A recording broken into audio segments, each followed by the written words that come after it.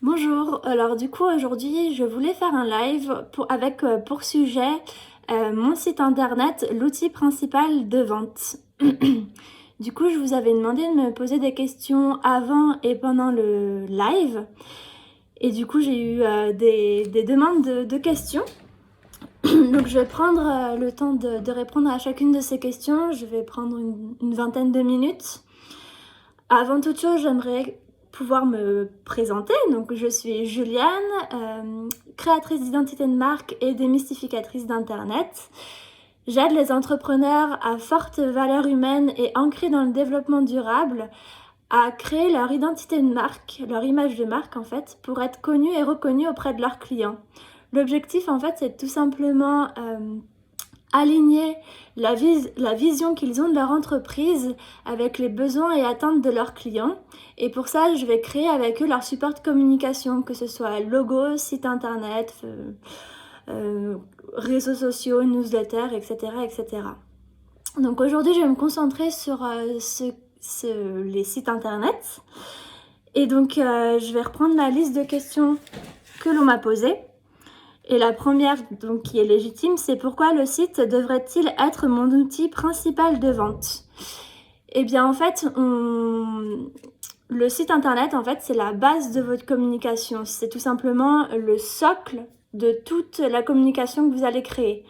En gros, vous allez pouvoir communiquer avec plein d'outils, que ce soit la newsletter, les réseaux sociaux, faire des affiches ou des flyers dans la vie réelle, etc., etc. Mais le principe, c'est que peu importe le support de communication que vous allez créer, tous doivent converger vers le même endroit, c'est votre site internet. Donc on a notre site internet et après on va utiliser les réseaux sociaux pour faire venir les gens sur mon site internet. On va utiliser le référencement naturel avec Google pour que quand les gens tapent des mots-clés dans Google, ils tombent directement sur mon site internet. Et pareil dans la vie réelle, quand vous utilisez des cartes de visite, des flyers ou tout autre outil pour communiquer, l'idée c'est de toujours mettre le lien vers son site internet pour qu'on retrouve, pour que les personnes aient un lieu unique où trouver toute l'information de base pour communiquer sur son entreprise. Donc sur son site internet, on doit vraiment retrouver les informations indispensables pour communiquer avec autour de son entreprise, mais aussi pour vendre. Donc il y a du contenu qui est vraiment indispensable à retrouver sur un site internet. Ça va être le contenu pour se présenter, pour présenter l'entreprise et ses activités, mais aussi le contenu pour vendre. Et après, on va utiliser les autres outils pour faire venir sur le site internet et pour vendre nos services ou nos produits. Donc la deuxième question, c'était comment faire pour qu'il le devienne en fait, pour qu'il soit vraiment mon outil principal de vente. Et ben l'idée, c'est vraiment d'y aller pas à pas. Donc on va tout d'abord créer l'image de marque de l'entreprise. Une image de marque, c'est super important. Avant de faire quoi que ce soit comme support de communication, il est indispensable de créer l'image de marque de l'entreprise. L'image de marque, elle passe par l'identité de l'entreprise, donc la représentation mentale que les clients se font de votre entreprise, mais aussi l'identité visuelle. Donc ça passe par le logo, les éléments graphiques, la couleur, les pictogrammes, etc. qu'on va utiliser pour que votre entreprise soit connue et reconnue auprès de vos clients. Ensuite, pour que le site internet soit vraiment un outil de vente, il faut aussi travailler toute la stratégie de contenu. Donc pas que le graphisme avec l'image de marque, mais aussi l'identité visuelle, mais aussi toute la stratégie de contenu. Pourquoi? Parce que votre contenu textuel doit avoir deux objectifs. Un, être visible sur les moteurs de recherche, donc ça passe par le référencement naturel. Et de deux, avoir un contenu qui convertit en fait, qui transforme les prospects ou les internautes lambda qui viennent sur votre site en véritables prospects puis en clients pour votre entreprise. Et ce chemin-là, il est à réaliser avec le site internet, mais aussi avec tous les outils qui l'entourent, donc les newsletters, réseaux sociaux ou tout autre outil. Et ensuite, on va mettre en place justement ces autres outils, donc le référencement naturel, les réseaux sociaux, la newsletter, etc. Mais tant qu'on n'a pas un site internet solide avec un contenu solide, utiliser d'autres outils, pour moi, c'est pas nécessaire. l'indispensable, c'est vraiment le site internet avec un contenu qui convertit et une image de marque qui permet d'être connue et reconnue. Du coup, l'autre question qu'on m'a posée, c'était: est-on obligé d'avoir un site internet ou est-ce que les réseaux sociaux, ça suffit? Pour moi, c'est une obligation d'avoir un site internet. Pourquoi? Parce que comme je l'ai déjà expliqué, les réseaux sociaux, ils sont là pour vous faire connaître et gagner en visibilité. Mais les personnes, une fois qu'elles vous connaissent et elles ont envie de travailler avec vous, elles vont aller chercher les informations où? Eh ben, typiquement sur votre site internet. Le site internet, c'est vraiment la référence. C'est là où on va retrouver tout le contenu indispensable pour en fait communiquer sur votre entreprise, vos services ou vos produits. Donc, encore une fois, avoir un site internet, c'est vraiment avoir un socle et une base solide pour pouvoir communiquer et ensuite vendre. Et les réseaux sociaux, par contre, ils vont vous permettre de faire venir les gens sur votre site internet. C'est pareil pour la newsletter. On ne peut pas se permettre d'avoir qu'une newsletter sans site internet et sans réseaux sociaux. L'idée, c'est que le site internet, vous allez faire venir les gens via les réseaux sociaux sur votre site internet. Ensuite, ils vont s'intéresser ou pas à votre contenu en visitant votre site internet. Et s'ils sont vraiment intéressés par votre contenu, ils vont s'inscrire à votre newsletter. Et là, vous allez enfin créer du lien avec les personnes qui s'inscriront à votre newsletter. L'idée, c'est vraiment de créer un tunnel de vente. Quand je parle d'outil principal de vente, là, c'est aussi, je ne parle pas de boutique en ligne. On peut transformer son site en véritable outil de vente sans forcément avoir des produits à vendre. On peut aussi vendre des services avec un site vitrine. Ce que je veux dire, c'est qu'on n'est pas obligé de faire du e-commerce pour dire qu'on a un outil de vente avec son site internet. L'idée, c'est que quand on a une boutique en ligne avec des produits à vendre, oui, en effet, c'est facile, c'est du e-commerce. On peut le faire, on peut vendre directement à des personnes, donc elles n'ont plus qu'à prendre leur carte de crédit et à acheter sur votre site internet. Quand on fait du service, typiquement, moi, mon entreprise, c'est du service. Je n'ai pas une boutique en ligne qui dit clairement, vous cliquez ici et vous rentrez votre carte vos coordonnées bancaires et vous payez, point barre. Non. Par contre, mon site internet, c'est ma vitrine de mon entreprise et c'est mon magasin en ligne en fait. Surtout que typiquement, moi, j'ai pas de... Je suis en train de regarder la question de Marine, je reviens tout de suite après sur ta question. Donc j'ai pas de système de vente en ligne sur mon site, mais pourtant c'est le seul endroit où je peux vendre et communiquer directement avec mes clients. Pour ça, j'ai mis en place des formulaires d'inscription et j'ai expliqué surtout tous mes services. Donc j'explique en détail tous mes services et les personnes, si elles sont intéressées par un de mes services, elles me contactent. Donc ça dépend du contenu que vous allez mettre sur votre site internet. Un tunnel de vente, en fait, c'est tout simplement comme un tunnel quand on rentre dans une voiture, quand on passe un tunnel avec sa voiture, on a une entrée et à la fin, on rentre dans un tunnel et à la fin, on arrive à la sortie. L'idée, c'est de vivre une expérience. Donc, je vais attirer les personnes à l'entrée de mon tunnel, avec mes réseaux sociaux, etc. Je vais leur donner envie de venir chez moi, de découvrir ce que je fais. Ensuite, en fait, c'est comme un entonnoir. Donc, ils découvrent ce que je fais. Ensuite, ils sont intéressés. Donc, ils passent à la deuxième étape. Ils rentrent dans le tunnel. Ils vont me contacter. Et ensuite, si ça se passe bien, eh bien, on va signer un devis. Et donc, ils vont rentrer dans mon système de vente. Donc, je vais leur faire un devis, je vais leur expliquer ce qu'on va faire ensemble, etc. Et ensuite, ils achètent, ils vivent l'expérience en tant que client. Et ensuite, une fois qu'ils ont fini, ils sortent avec le service qu'on leur a proposé et la valeur ajoutée et tout ce que vous leur aurez servi. Je ne sais pas si j'ai été très claire.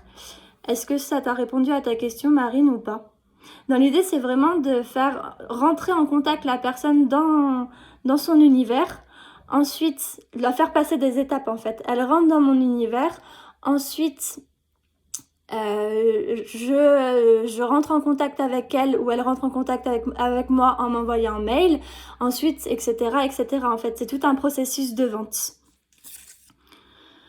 Donc le tunnel de vente, c'est par exemple sur les réseaux sociaux, donc dans notre communication, c'est d'abord les réseaux sociaux, ensuite le site internet, ensuite le formulaire de contact, la personne rentre en contact avec moi, ou alors elle s'inscrit à ma newsletter, etc., etc. Cool. Bon, j'ai répondu à la question de Marine. Du coup, je prends les autres questions. Comment faire avec un site vitrine? Du coup, ça, j'y ai déjà répondu. Les étapes pour faire un site internet. Eh bien, la première étape, c'est tout simplement de créer l'identité de son entreprise, donc à travers toute l'identité visuelle et toute l'identité de marque. Ensuite, on va travailler le contenu. C'est hyper important avant même de commencer techniquement la construction de son site, de mettre en place une stratégie de contenu. Tout simplement parce que, comme je l'ai dit, un site internet, c'est fait pour vendre et donc il y a une stratégie marketing à faire. Pour rappel, le marketing, c'est le point de rencontre entre la demande des clients et les services de l'entreprise. Et pour qu'il y ait ce point de rencontre, il faut mettre en place cette stratégie-là. Donc cette stratégie-là, elle va passer par le contenu que vous allez mettre sur votre site internet. Puis ensuite, il faut réaliser la technique. Donc créer concrètement son site internet avec un serveur web, avec l'installation d'un CMS, etc., les paramétrages techniques, etc., etc. Et ensuite, le plus important, en fonction de si on a fait appel ou pas à quelqu'un pour la technique, donc si on l'a fait tout seul, on saura après prendre en main facilement son site internet. Par contre, si on l'a fait faire par un webmaster, le plus important, c'est qu'une fois que le webmaster livre le site internet, il est aussi très important pour la personne de le prendre en main pour qu'elle puisse gérer au quotidien son site internet. Et une fois que le site est livré ou fini, le truc le plus important, c'est pas de se dire que son site internet, il est fini. Bien au contraire, c'est le début de l'aventure en fait. L'objectif en fait, c'est que le site, il vive avec votre entreprise. Donc, il va falloir aussi suivre les statistiques. J'en ai parlé dans mon post, dans ma newsletter cette semaine par rapport à Google, etc. Google propose Google Analytics qui vous permet de suivre les statistiques de votre site internet et savoir qui visite votre site internet, combien de personnes sont allées sur votre site internet, quelles pages sont les plus visitées, est-ce que les personnes viennent des réseaux sociaux ou de Google, etc. En fait, ça vous permet vraiment de savoir si votre site il fonctionne vraiment ou alors si y a personne qui vient dessus et que du coup vous vendez pas ou il y a personne qui vous contacte, etc. Donc le suivi de statistiques une fois qu'on a fini son site internet, entre guillemets fini techniquement, est hyper important pour pouvoir optimiser son contenu pour la suite. L'autre question qu'une autre personne m'a demandé, c'était personne me contacte via mon site internet, je ne comprends pas. En fait, il faut tout d'abord se poser la question, c'est est-ce que mon site est visité? Donc je reviens à mon point, est-ce que vous suivez bien les statistiques de Google Analytics pour savoir qui visite votre site? Et est-ce qu'il y a des personnes qui viennent sur votre site? D'où est-ce qu'elles viennent, etc. Et ensuite, est-ce que vous faites un travail de visibilité? C'est-à-dire, est-ce que vous mettez... à chaque fois que vous envoyez un mail à un prospect, etc., le lien vers votre site internet. Est-ce que vous publiez régulièrement sur les réseaux sociaux avec un lien et dans chaque post, vous mettez un lien vers les réseaux sociaux? Est-ce que vous faites des newsletters pour envoyer vers votre site internet, etc., etc. L'autre question, c'était est-ce que la page à propos est indispensable? Bien sûr que oui, parce qu'en fait, vos clients, ils vont pas deviner ce que vous avez dans la tête. Si vous ne le dites pas, ils ne le sauront jamais. Donc, à quel endroit autre que son site internet vous allez mettre qui vous êtes si vous n'avez pas de page à propos? Donc, la page à propos, c'est indispensable. Ça vous permettra, en fait, tout simplement de vous présenter et de savoir qui vous êtes. L'autre question, c'était combien de pages mettre sur mon site internet? Eh bien, pareil, ça, le combien de pages, je peux pas dire qu'il n'y a pas de règle précise, ça dépend vraiment de ce que vous voulez mettre sur votre site internet. Mais dans tous les cas, il y a forcément des informations qui sont indispensables à communiquer via son site internet, c'est-à-dire qui vous êtes avec la page à propos, et aussi la liste de tous vos services Et dans la liste de tous vos services, eh bien, il faut expliquer le qui, quoi, où, quand, comment, pourquoi, etc. pour qu'on puisse passer à l'action et avoir envie d'acheter vos services. Et il y a aussi une autre chose hyper importante qu'il faut que vous mettiez en place, c'est des appels à l'action. Les appels à l'action, en fait, c'est des choses qui vont permettre tout simplement de faire passer à l'action les personnes qui visitent votre site internet pour qu'ils deviennent vos clients. Pour ça, il faut leur mâcher le travail et donc mettre des formulaires de contact ou alors des redirections vers votre site, vers la page où il y a votre formulaire de contact, les inciter à s'inscrire à votre newsletter, les inciter à s'inscrire, à vous suivre sur les réseaux sociaux, etc., etc. Tout ça, c'est hyper important à mettre dans son site internet. L'autre question qu'on m'a posée, c'était pourquoi on ne trouve pas mon entreprise sur Google. Alors ça, c'est tout simplement un problème de référencement naturel. Donc le référencement naturel, c'est quoi? C'est quand on va sur un moteur de recherche, on tape des mots-clés et en fonction des mots-clés qu'on a tapés, on a des sites qui ressortent. Pour ressortir dans les premiers résultats de recherche, il faut mettre en place du référencement naturel sur son site internet.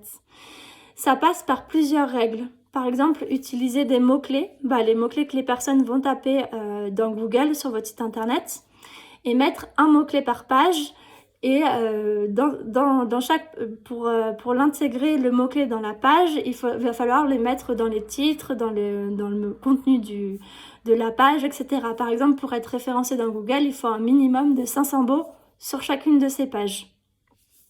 Je pourrais faire un point en détail, plus en détail sur qu'est-ce que le référencement et comment faire dans un prochain live. L'autre question était quelle solution utiliser? Est-ce que j'utilise Wix, Jimdo, WordPress, Joomla, PrestaShop, etc., etc. Et ça dépend en fait tout simplement de votre budget. Wix ou Jimdo, c'est très bien pour démarrer et quand on n'a pas les moyens de passer par un webmaster. Donc, ça peut être juste un site de démarrage. Par contre, si on veut vraiment quelque chose de pro et d'efficace avec toutes les bonnes fonctionnalités qu'on souhaite, il va alors falloir passer par WordPress. Je vous conseille plutôt WordPress que Joomla ou PrestaShop, puisque WordPress, en fait, peut être géré plus facilement. Il n'y a pas besoin de faire tout le temps appel à un développeur pour faire des modifications ou des mises à jour de son site internet. Et il y a toute une communauté et énormément de développeurs qui savent prendre en main cet outil-là. Donc, si jamais vous avez un problème avec votre webmaster, vous pouvez plus facilement changer de prestataire. Je pourrais aussi refaire un live sur les avantages de travailler sur WordPress. La question suivante, c'était puis-je faire mon site tout seul? Oui, bien sûr. Donc, vous pouvez le faire avec Wix ou Jimdo. C'est très facile, il n'y a pas besoin de technique. Mais après, c'est pareil que est-ce que je fais mon plat tout seul ou est-ce que je vais au restaurant? On n'a pas le même service, on n'a pas le même rendu. Donc vous pouvez très bien faire votre site tout seul. Il y en a qui arrivent très bien à faire de la super bonne cuisine tout seul et il y en a d'autres où c'est pas terrible. Donc ça dépendra aussi de vos affinités avec la technique et avec votre envie aussi d'apprendre. C'est comme aussi réparer son ordinateur. On peut le faire tout seul ou alors passer par un informaticien. C'est à vos risques et périls, mais c'est aussi, ça peut être aussi un gain de temps de passer par un webmaster et un gain d'énergie aussi. J'avais encore deux autres questions. Qu'est-ce qu'un certificat SSL et est-ce que c'est obligatoire pour mon site internet? Le certificat SSL, en fait, c'est tout simplement ce qui va vous permettre d'avoir, quand on tape votre nom, de tout simplement avoir https://www.lenomdevotreentreprise.com ou .fr. Donc, c'est le HTTPS. En fait, ça va vous permettre de sécuriser la communication entre le serveur qui héberge votre site internet avec l'ordinateur de la personne qui va sur votre site internet. En fait, c'est vraiment un gage de sécurité, tout simplement. Retenez seulement ça. Ça sécurise votre site internet et c'est aussi maintenant indispensable puisque depuis quelques temps, Google Chrome, par exemple, n'affiche plus les sites internet qui ne sont pas en HTTPS. Et ça devient vraiment une norme. Avant, c'était obligatoire pour les sites e-commerce. Maintenant, peu importe le site internet, il faut absolument qu'il soit en HTTPS. Et après, l'autre question, c'était je ne sais pas quel contenu mettre sur mon site internet, mais je crois que j'ai déjà répondu à la question. Du coup, je vais m'arrêter là. Dans tous les cas, sur mon site internet, je vous propose une vidéo qui s'appelle les 5 clés pour gagner en visibilité sur internet et je reparle de tout ce qui est du coup tunnel de vente, identité de marque, newsletter, réseaux sociaux, site internet et comprendre comment ces outils-là s'imbriquent les uns dans les autres. J'en ai parlé du coup dans la deuxième question. Ce sera j'ai mis le lien dans la description du live, donc vous pouvez y accéder en cliquant tout simplement. Voilà, j'espère que j'ai été claire. Dans tous les cas, je vous remercie pour votre présence et je vous dis à la semaine prochaine. J'essaierai de faire un nouveau live.